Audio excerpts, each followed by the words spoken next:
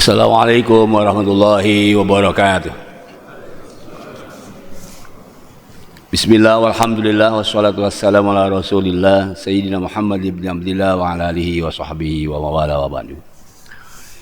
Mari kita lanjutkan tafsir Maudhu'i bid-dirayah wa riwayah. InsyaAllah hari ini akan menjelaskan surat An-Nisa ayat 58. Kita beri judul di sini dasar-dasar kepemerintahan tentang etika dan hukum.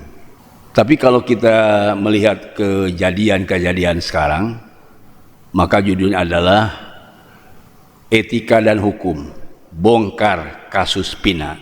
Kenapa kita harus membahas itu? Karena membongkar kejadian yang menyangkut masalah pembunuhan itu bagian yang diinginkan oleh masyarakat supaya masyarakat aman, merasa tenang dan damai, tidak merasa takut, tidak merasa risau dan tidak gelisah. Jadi ini adalah tugas pemerintah untuk memberi rasa damai, aman, tenang dan sejahtera. Dari mana kita ngambil judul teks dan konteks? Kalau teksnya tadi adalah dari Antu Adul Amanah, tunaikan amanah. Amanah itu salah satu akhlak Rasul, sidik, tabligh, amanah, patonah. Itu berkait dengan etika. Rasul Muhammad SAW sebagai Nabi dan juga kepala negara mengatur kepemerintahan itu punya etika, punya akhlak, yaitu amanah. Dan yang kedua, hukum, karena ada antahkumu bil adli, memutuskan hukum itu dengan cara adil. Karena yang ada di depan kita adalah merasa ketidakadilan dari penegak hukum, sehingga harus kita ungkap bagaimana persoalan yang sesungguhnya menurut ajaran Islam dan juga bagaimana solusinya. Memang persoalan kita cukup banyak, Pak. Cukup banyak. Misalnya tabungan perumahan rakyat yang kayaknya akan merugikan masyarakat sebaya harus menabung setiap pegawai negeri, punya rumah. Belum lama kita dikejutkan kenaikan biaya kuliah meskipun sudah dibatalkan. Dan semuanya itu dilakukan oleh para penegak hukum atau wakil kita, baik eksekutif dari presiden sampai RT maupun legislatif. Wakil kita di DPR yang membuat undang-undang, dan kepercayaan presiden juga yang membuat aturan dari undang-undang disinyalir banyak tidak menguntungkan kita sebagai rakyat. Jadi kajian kita memberikan solusi saja, mana yang terbaik menurut al-Islam, terutama kajian tafsir, dan apa saja yang harus kita lakukan sesungguhnya. Sebetulnya bukan hanya kita di sini, di mana tempat pun yang namanya guru atau mubalik atau ustadz itu kan dakwah. Dakwah ngajak yang baik, dan kalau ada kemunkaran dilarang. Makanya itu tidak benar kalau ada keinginan untuk sebagai kepala negara tidak ada oposisi, ya nggak benar. Oposisi itu kan sedang memberi solusi efektif untuk kesejahteraan, kedamaian, kebahagiaan. Jadi ada yang harus mengoreksi. Tapi kalau orang cerdas, orang pintar, intelektual, itu tentu dengan alasan-alasan data-data yang ada. Baik data kuantitatif, diteliti oleh para ahlinya, maupun data kualitatif, yaitu Al-Quran, As-Sunnah, plus semua kitab-kitab yang ada. Sebab semuanya ada contohnya, Pak. Namanya asbab nuzul. Asbab nuzul ayat atau asbab wurud terjadinya Rasul bersabda itu pasti ada sebabnya. Jadi Nabi menyampaikan informasi dengan verbalnya itu ada kejadian. Apa yang terjadi? Nah itu sejak Nabi sampai sekarang itu ada terus. Demikian asbab nuzul, setiap turun ayat itu ada kejadian. Jadi kejadian kasus Pina yang apakah itu dibunuh atau kecelakaan, lalu yang membunuhnya siapa, itu sudah terjadi dulu, sehingga dijawab oleh ayat ini. penegak hukum itu tidak cukup dengan surat An-Nisa 58, itu harus dikaitkan dengan surat An-Nisa ayat 135. Ya 135 kan cukup jelas itu. Ya ayyuhalladzina amanu kunu qawwamina bil qisti. Wahai orang beriman, baik itu polisi, pengacara, hakim, tegakkanlah keadilan. Kunu qawwamina bil qisti. Hendaklah kamu atau wajib kamu menegakkan keadilan untuk semua rakyat. Kalau dikaitkan dengan An-Nisa ayat 58, di sini kan bainan nas. Lalu syuhada alillah walau ala anfusikum. Kamu harus menjadi saksi karena Allah, meskipun dari tadinya saksi kamu jadi tersangka. Jadi harus jujur. Diduga oleh orang dia saksi karena menyaksikan peristiwa, ternyata dia yang melakukan peristiwa itu. Nah itu kan dari saksi jadi tersangka. Gak apa-apa. Bahkan mungkin lebih terhormat. Sebetulnya saya bukan ini saksi. Yang membunuh itu saya. Itu boleh begitu, Pak. Menyerah kepada penegak hukum. Dan itu cepat persoalannya gitu. Kan sekarang kan tidak begitu. Disembunyikan apa yang ada di hatinya. Ini yang tidak boleh. Kan tadi surah An-Nisa ayat 135, syuhada alillah walau ala anfusikum. Kamu menjadi saksi karena Allah meskipun diri kamu jadi yang tersangka. Kalau di surat Al-Maidah ayat 8 itu ya ayyuhalladzina amanu kunu qawwamina lillah. Wahai para penegak hukum, tegakkan keadilan lillahi ta'ala. Paullahu aula, Allah lebih tahu. Kalau kamu menegakkan dengan hukum, Allah lebih tahu maslahatnya. Lalu syuhada bil qisti di situ, ya. Kalau jadi saksi harus adil, artinya nanti di pengadilan. Kalau awalnya memang surah An-Nisa 135. Kalau jadi saksi, disuruh menjadi saksi, tapi dia sebenarnya melakukan, di situ langsung dia katakan, saya yang melakukan membunuh atau mencuri atau apa. Sedangkan nanti di pengadilan syuhada bil qisti, kita mengemukakan informasi yang sebenarnya karena sudah diadili oleh hakim. Kalau sekarang kan baru taraf penangkapan, tapi juga polisi dibawa ke jaksa, diproses juga dia harus jujur, jangan salah tangkap ya, sebab polisi itu kan yang menangkap, jaksa yang memeriksa, hakim yang mengadili. Nah sekarang kalau misalnya polisi salah tangkap, jangan sampai terjadi. Kenapa? Tidak boleh menyembunyikan apa yang ada di dalam dirinya, sebab itu lebih berbahaya menurut ajaran Islam. Dan kalau berbuat jujur itu kemaslahatan lebih. Ayat lain nanti ada ahsanu ta'wila, dzalika khair di ayat lain tuh. Itu lebih baik untuk kemaslahatan dunia akhirat.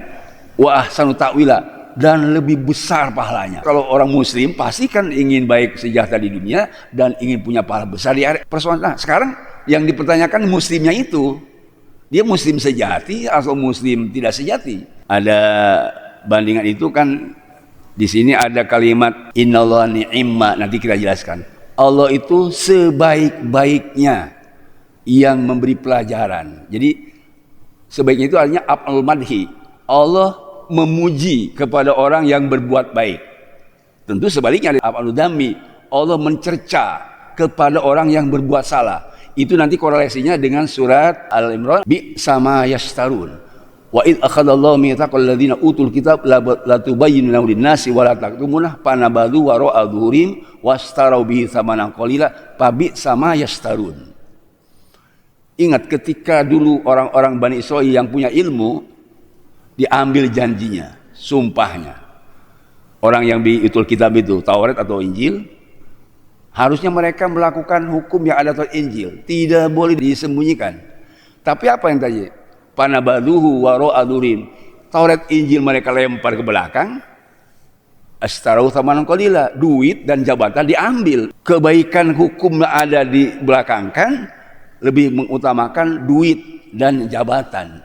Bahkan disebut pabi sama yastarun. Pabi sama yastarun, seburuk-buruknya jual beli adalah yang menjual hukum. Yang dilakukan oleh orang-orang dulu Yahudi Nasrani. Dan yang menjual hukum bukan hanya Yahudi Nasrani.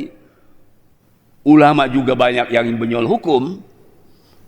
apalagi hakim, pengacara, apa lagi, saksi, polisi. Karena ini mah sudah bukan rahasia umum, sudah pada tahu semua. Kewajiban Masjid Al-Hidayah memberitahu kepada mereka. Jangan begitu, sebab surat Al-Imran Fabi sama yastarun. Kita harus seperti surat An-Nisa ayat 58. Innallaha ni'ma ya'idukum bih. Coba lihat teksnya Pak ya. Ini sebelum ke konteks Pak. Ya, teksnya tadi itu. Jadi ada konteks kejadian sekarang, ada teksnya ya. Saya akan gabung aja dah. Kita sekarang lihat teksnya dulu Pak. Innallaha ya'murukum an tu'adul amanah ila ahliha. Allah memerintahkan kepada kamu sebagai muslim an tu'adul amanah ila ahliha. Tunaikan itu amanah kepada yang berhak memilikinya. Yang kedua, wa idza hakamtu bainan nas anta bil adli. Apabila kamu menghukumi, menjatuhkan hukum kepada manusia siapa saja, baik muslim atau kafir, pejabat atau rakyat, orang bodoh atau pintar, orang kampung dari kota, itu bainan nas antahkum bil adli, harus ditegakkan dengan adil, tidak boleh tebang pilih. Baru innallaha ni'ma ya'idukum bi. Allah sebaik penyadap yang memberikan pelajaran bagi kamu dalam masalah memproses etika dan hukum tadi. Jadi kita menunaikan amanah dengan baik dan menegakkan hukum dengan adil gitu. Baru innallaha sami'an besok ini kan sami'an, Allah mendengar kepada apa yang kamu ucapkan, termasuk kepada apa yang ada di hati kamu. Kamu menjadi ulama mau menjadi apa? Hanya disebut ulama, menjadi kiai hanya disebut kiai, atau menjadi pejabat hanya disebut pejabat dan sebagainya. Sami'an, Allah tahu. Basiron juga Allah melihat, tindak tanduk kamu melihat, gerak gerik kamu melihat. Tidak ada yang lepas daripada hukum Allah. Jangan mengira orang kafir itu lepas amban sunnah dari azab kami, itu sudah. Jadi semua kena dengan azab. Itu ya, orang kafir awalnya mah. Tapi kan tidak hanya orang kafir, tidak akan lepas dari azab kami siapapun. Hadirin Allah, kalau kita lihat teksnya, asbab nuzul terutama, ayat ini berkaitan dengan hakul ibad. Hak kemanusiaan. Itu hakul ibad itu. Sebab hak itu ada dua Pak. Ada hak Allah, hakullah namanya, ada hakul ibad. Inilah berkaitan dengan amanah. Kenapa kita harus menjelaskan hakul ibad? Karena asbab nuzulnya awalnya begini Pak, dulunya itu.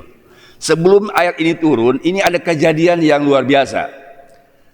Pada tahun ke-8 Hijriah, setelah perang Badar 2 tahun, tahun ke-8 Hijriah, Mekah itu dikuasai oleh umat Islam di bawah pimpin Rasulullah. Merdeka lah gitu, Rasulullah menguasai Mekah. Takluk orang Mekah semua kepada Rasulullah dan umat Islam. Lalu Rasulullah sebagai pemenang di dalam pertarungan saat itu ingin melaksanakan di Mekah seperti layaknya seperti sekarang, orang yang pejabat sejak dulu Pak, orang yang terhormat itu sholatnya di dalam Ka'bah, di luar masjid, tidak di luar Ka'bah, di dalam Ka'bah. Begitu Rasul datang ke Mekah ingin sholat di dalam Ka'bah, tapi kuncinya biasanya yang pegang kunci itu kalau ada pejabat langsung dikasih, ini tidak, namanya Utsman bin Tolhah Al-Hajibi ya, namanya Utsman bin Tolhah Al-Hajibi. Begitu Rasul mau sholat, nanya, kemana ini kunci Ka'bah? Ada yang mengatakan informasi dibawa oleh Utsman bin Tolhah. Ya, Utsman bin Tolhah diajak, dia naik ke atas Ka'bah itu. Lalu diminta oleh Rasulullah, tapi sepertinya tidak direspon keinginan Rasulullah. Rasulullah kan bawa sahabat, Imam Ali, Abbas, Ja'far, banyaklah yang ikut kepada Rasulullah pada saat itu. Imam Ali kan sudah dikenal Pak, tabiat karakternya. Melihat tindak tanduk Utsman bin Tolhah, ya tentu bersikap tegas. Diambil itu kunci Ka'bah dari Utsman bin Tolhah, lalu dibuka oleh Imam Ali, lalu Rasulullah masuk ke dalam. Sholat isi 2 rakaat. Selesai sholat 2 rakaat di dalam Ka'bah, keluar. Setelah keluar, kunci itu kan masih dipegang Imam Ali. Kata Imam Abbas, kasih itu kunci kepada Utsman bin Tolhah. Nah, Imam Ali kan ya tentu juga manusiawi, takut nanti Rasulullah mau ada keperluan dihalangi lagi. Agak sedikit Imam Ali tidak setuju memberikan kunci kepada Utsman bin Thalha. Turun ayat ini. Apa ayatnya? Innallaha ya'murukum an tu'adul amanat ila ahliha. Allah memerintahkan kamu untuk diberikan itu kunci kepada yang memilikinya, itu Utsman bin Thalha tadi itu. Nah, Imam Ali setelah mendengar dari Rasulullah turun ayat ini, ya dibawa itu kunci diserahkan ke Utsman bin Thalha. Yang tadinya paporongos, melotot sampai diambil, ini sekarang Imam Ali berbeda dengan santun dan minta maaf. Kata Utsman bin Thalha, kau tadi waktu ngambil keras banget sama aku, sekarang kau malah minta maaf dan santun. Imam Ali menjawab, tadi turun ayat Al-Quran kepada Rasulullah, innallaha ya'murukum an tu'adul amanat ila ahliha. Allah perintahkan kepada umat Islam supaya memberikan amanah kepada pemiliknya. Nih dikasih. Mendengar cerita ayat itu, lalu Utsman bin Thalha langsung masuk Islam. Kemudian ada satu kalimat, seandainya tadi itu yang minta kepada Rasul, aku kasih. Jadi pada saat Rasul mencari kunci itu, Utsman bin Thalha tidak tahu itu Rasulullah. Ada hati baik gitu. Seandainya saat itu yang ngambil minta kunci Rasulullah, dikasih. Dia ada niat baik. Itulah niat baik seseorang, akan diberi yang terbaik. Dia bukan hanya menyaku baik kepada apa yang disampaikan ayat itu, tapi langsung dia masuk Islam. Sampai wafatnya itu kunci tetap dipegang oleh Utsman bin Thalha. Setelah wafat dikasih kepada saudaranya, yaitu namanya Saibah. Sampai sekarang yang namanya yang pegang kunci Ka'bah itu adalah keturunan Saibah. Sejak dulu sampai sekarang.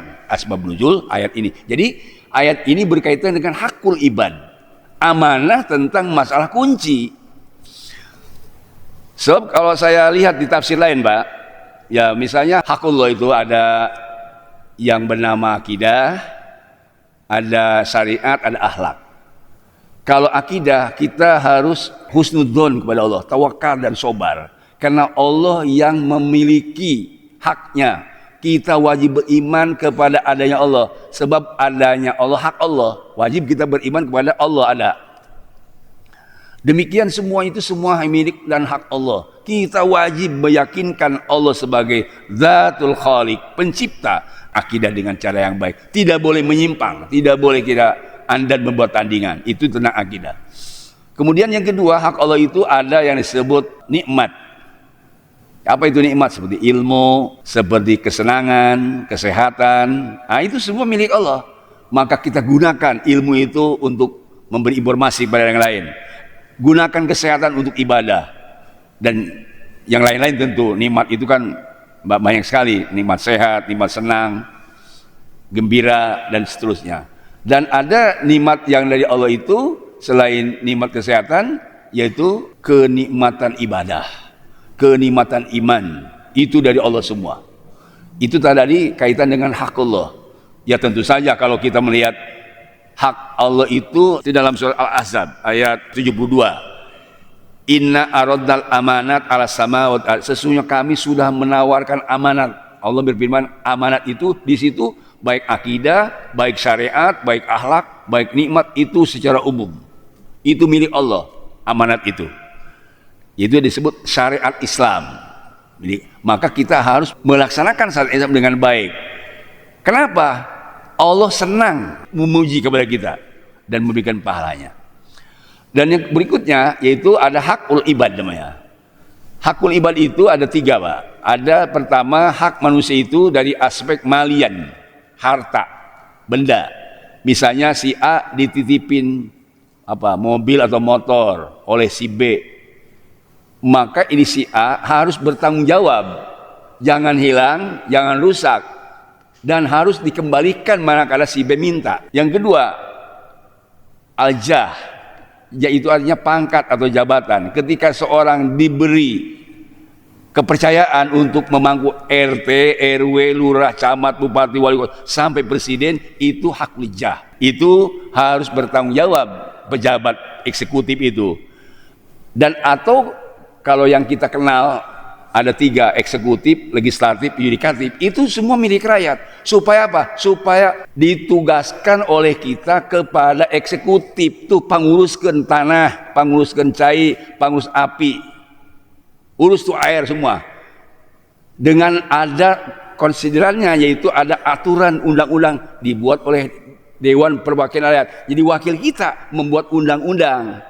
Dilaksanakan oleh presiden. Presiden tidak bisa melaksanakan kalau tidak ada pelaksana di bawahnya, yaitu gubernur, wali kota, bupati, dan sampai ke RT. Maka ada juklak juknisnya, itu aturan pemerintah namanya. Misalnya zakat, itu kan undang-undangnya. Maka ada aturan pemerintah dibuat oleh Kemenag. Pendidikan misalnya, perlu rakyat pendidikan yang bagus, maka ada menteri pendidikan. Lalu konsultasi dengan presiden, ada undang-undang dibuat oleh DPR tentang pendidikan, maka kemudian diserahkan kepada presiden, dan presiden menunjuk Diknas yang sekarang Makarim. Saya kira itu contoh, Pak. Itu adalah hak rakyat di bidang jabatan. Ada mal, ada apa tadi? Ada jabatan yang memang dipercayakan. Ada yang lain, al-arad namanya, kehormatan. Kehormatan itu tadi keamanan, kedamaian, itu semua milik kita. Kita memiliki hak asasi manusia. Hak asasi manusia sejahtera, damai, aman, itu hak kita. Tidak boleh diganggu kita. Maka di situ dibentuk ada polisi untuk mengamankan kita. Tidak boleh ada pencuri, namanya 5M, madon, madak, malin, mata ini, main. Tidak boleh ada pencuri, diamankan oleh polisi. Babinsa, Kalusnya Kapolri. Jadi itu semua wakil kita untuk menjaga keamanan. Jangan sampai ada yang kelahi. Itu semua hak kita, keamanan, kedamaian itu. Ini tadi sebut hakul ibad. Jadi ada 2 hak, Pak. Ada hak Allah, itu wajib dijaga, dipelihara dan dilaksanakan dengan baik. Baik perintahnya dilakukan semuanya, dan larangannya ditinggalkan semuanya. Sekarang ada hak kita, damai, aman, sentosa, sejahtera, itu hak kita semua. Maka diwakilkan oleh kita kepada yang dipercaya oleh kita, baik di DPR atau di eksekutif. Akan saya bacakan beberapa hadis, Pak. Imam Muslim di dalam hadisnya nomor 2582 ada hadis, adil amanah ila man i'tamanak. Tunaikan amanah itu kepada orang yang telah mempercayai engkau.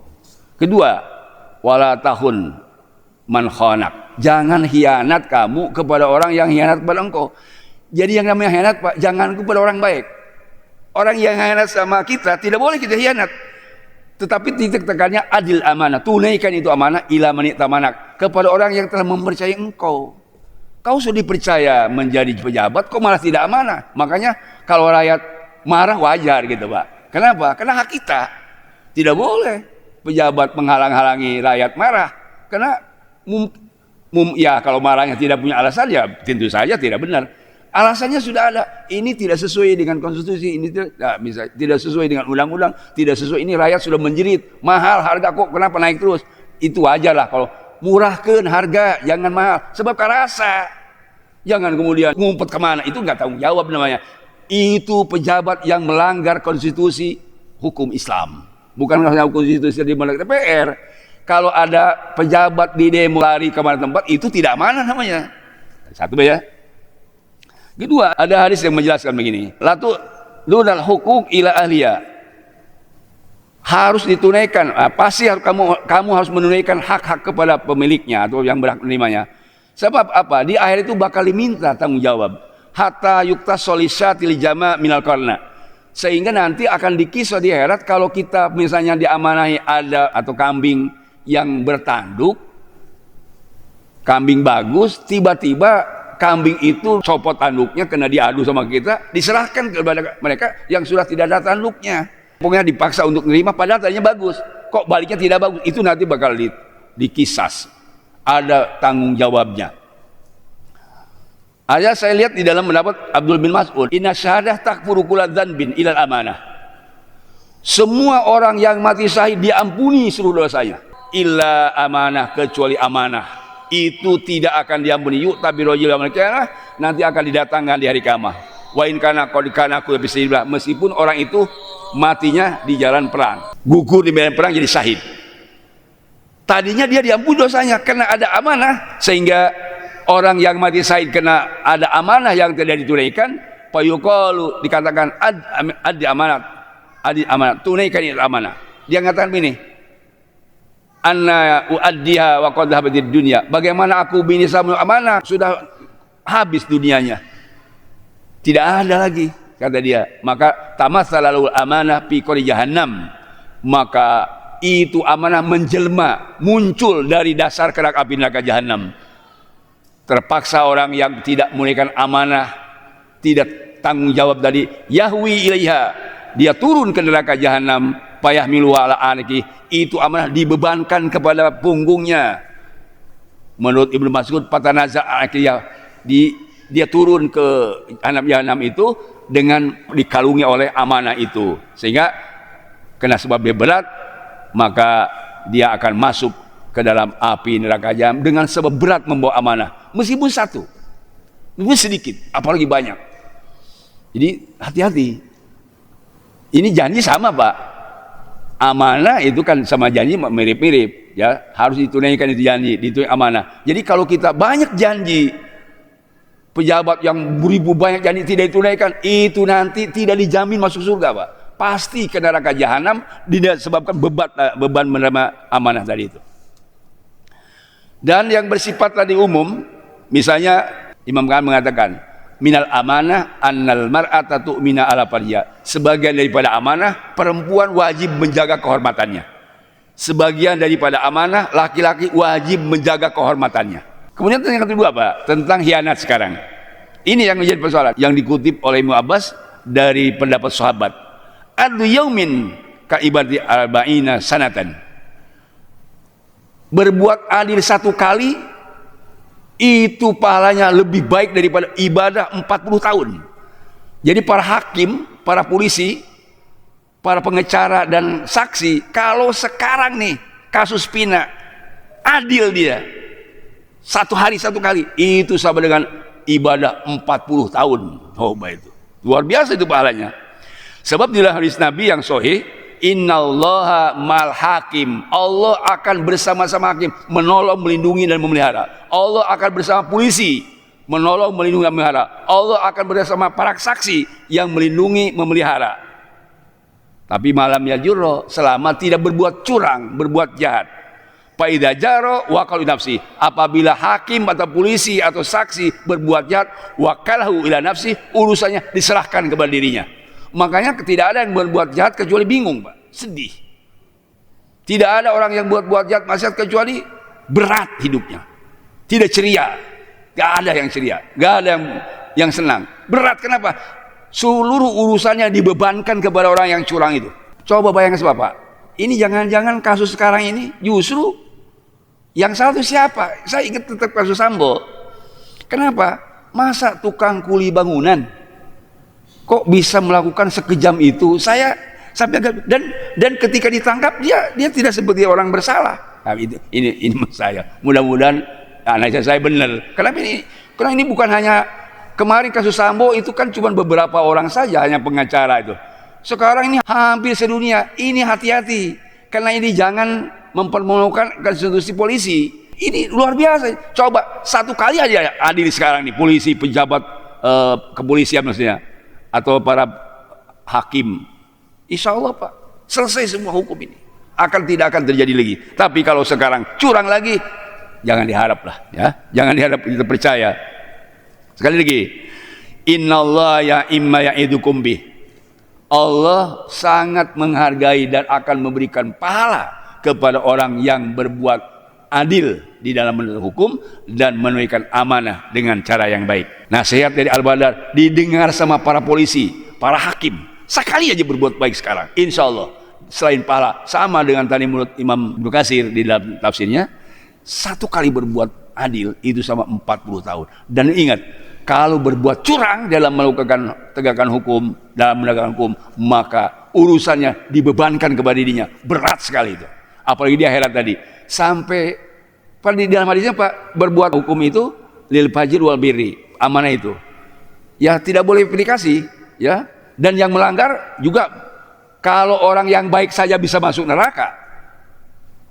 Pertanyaannya, bagaimana orang yang tidak baik? Jangan ditanya lagi.